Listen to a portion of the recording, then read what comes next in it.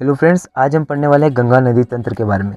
गंगा नदी की पूरी जो वर्णन है इस वीडियो में आज हम करने वाले हैं।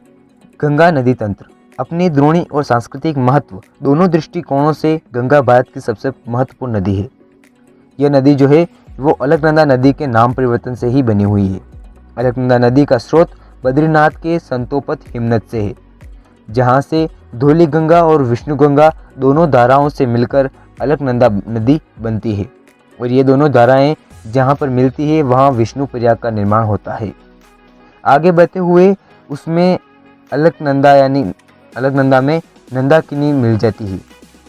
कौन सी नदी आगे बढ़ते हुए जो नंदाकिनी नदी है वो अलकनंदा में आके मिल जाती है, जहाँ पर नंद प्रयाग का निर्माण होता है।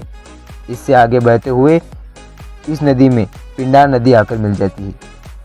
पिंडार नदी के मिलने से यहाँ पर कर्ण प्रयाग का निर्माण होता है।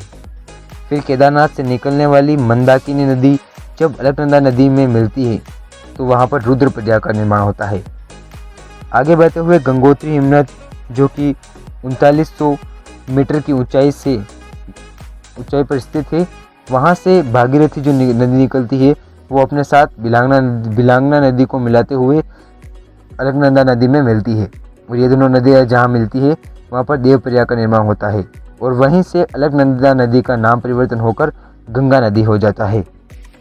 गंगा नदी की लंबाई 2525 किलोमीटर है और यह उत्तराखंड में तो 110 किलोमीटर है, उत्तर प्रदेश में 1450 किलोमीटर है, बिहार में 445 किलोमीटर है और पश्चिम बंगाल में 520 किलोमीटर है।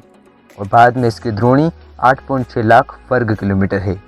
गंगा नदी के बाएं तट से रामगंगा, गोमती, घाघरा, गंडक, कोसी, महानंदा आदि नदियाँ आकर मिलती है। ये इसकी सहायक नदियाँ है गंगा की, जो कि बाएं तट से मिलती है। और दाएं तट से यमुना, सोम और पुनपुन तीनों नदियाँ आकर मिलती है।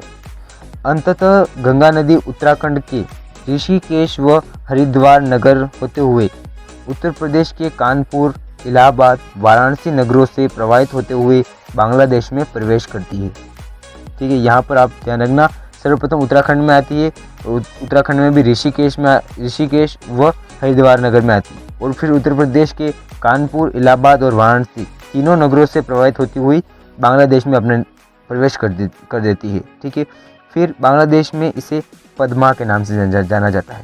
कौन सी नदी? गंगा नदी को बांग्लादेश में पद्मा नदी के नाम से जाना जाता है। और जहाँ पर पद्मा यानी कि गंगा नदी और ब्रह्मपुत्र नदी दोनों मिलती है बांग्लादेश में, और जहाँ ये मिलती है तो इन दोनों की संयुक्त धारा जो हो जाती है इसे मेघना के नाम से बांग्लादेश में जाना जाता है। और अंत में गंगा नदी सुंदरवन का डेल्टा बनाते हुए अपना जल जो है वो बंगाल की खाड़ी में विसर्जित करती है। अगर वीडियो अच्छी लगी है तो लाइक ज़रूर करें और चैनल पर नए हैं तो चैनल को जरूर सब्सक्राइब करें और बेल आइकन को प्रेस कीजिए, क्योंकि हमारी हर वीडियो जो आती है उसका नोटिफिकेशन आपके पास सबसे पहले पहुँचे।